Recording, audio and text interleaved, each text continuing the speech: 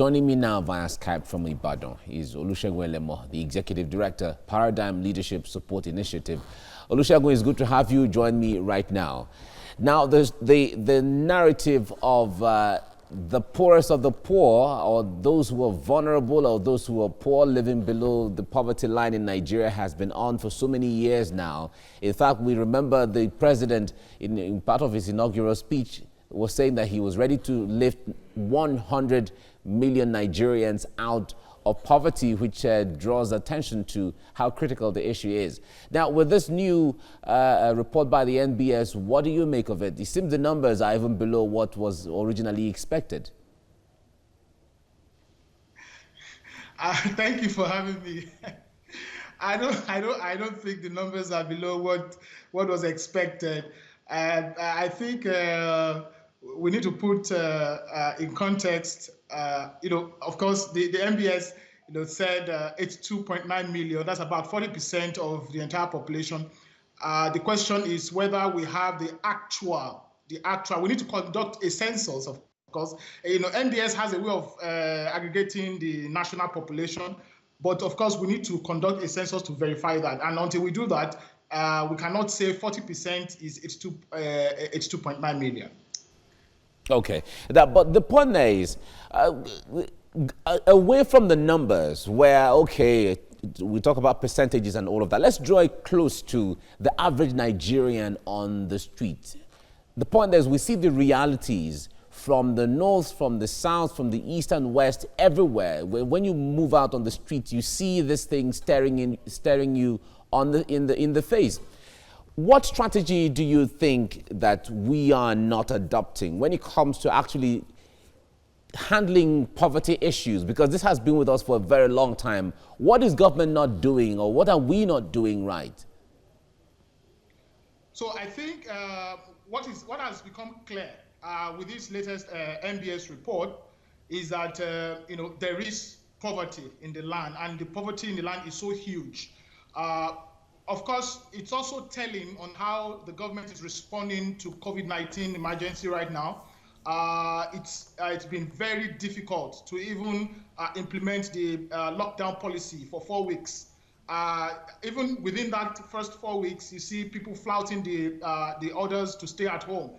And the reason is because our socioeconomic reality is clear. It cannot handle that kind of policy because people live on a day-to-day basis from hand to mouth. And we cannot continue to run a country like that, putting the lives of millions of people at risk.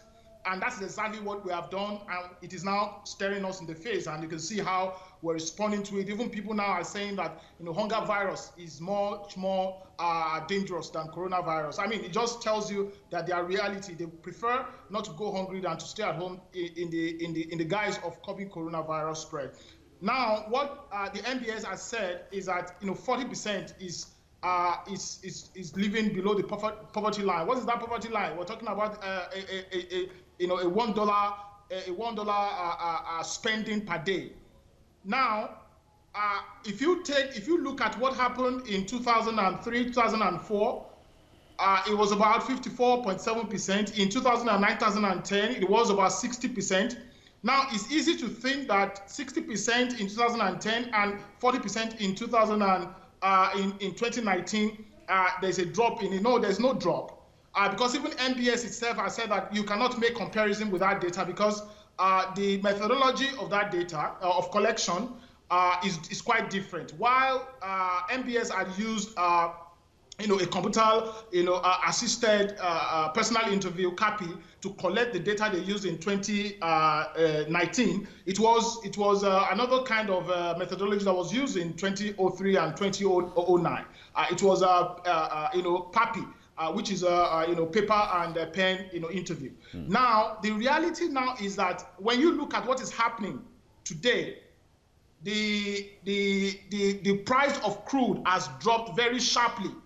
What that means is that because even the federal government itself is now struggling to fund it better. You heard the Minister of Finance said a few days ago that from $57 benchmark, they're now looking at $20 benchmark. I mean, it's so we have a fiscal crisis on our hand. And what that is going to do to the poverty gap now is that it's going to widen the poverty gap because the federal government is going to struggle to spend. There will be inflation in the economy, and it is the poor of the poor that is now going to feel the heat. What you are going to expect in the numbers for 2020 is going to be kind of outrageous. All right. Well, we still look forward to greater days somehow. Our strategy has to come out somehow. Thank you very much, Olusegun Elemo, for your time on the program. It's joining me now via Skype from Ibadan is Olusegun Elemo, the Executive Director, Paradigm Leadership Support Initiative.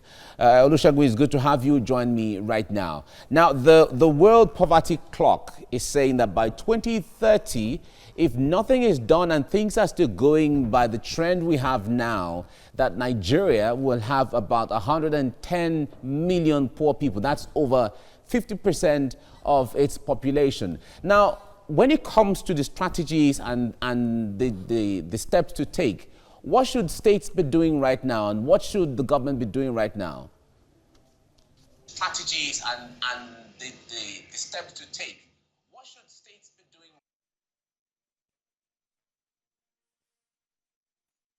So thank you. So I think government has been doing a few things right, particularly around the conditional cash transfer and the market money, the trader money. What it needs to do now is to ensure that it creates robust efficiency around those programs and ensure that the money actually goes down to those who need it the most.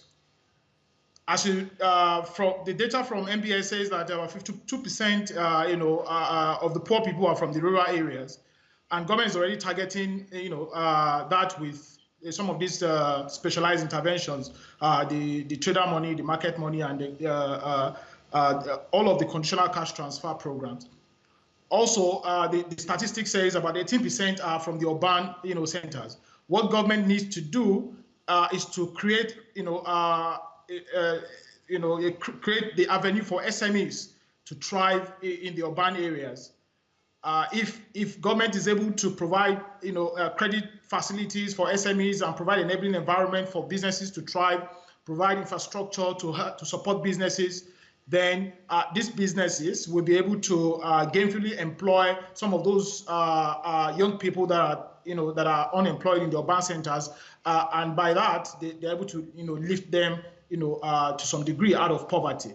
I believe if some of these measures are put in place, then we should see the numbers going down. And again, you see that government now is now beginning to review the efficiency around government, cutting cost of governance, and for instance implementing the Oronsaye report. I believe that report should be implemented to cut waste, cut unnecessary inefficiencies, and reduce corruption. If all of these measures are taken and implemented, then we can free up resources to do the needful.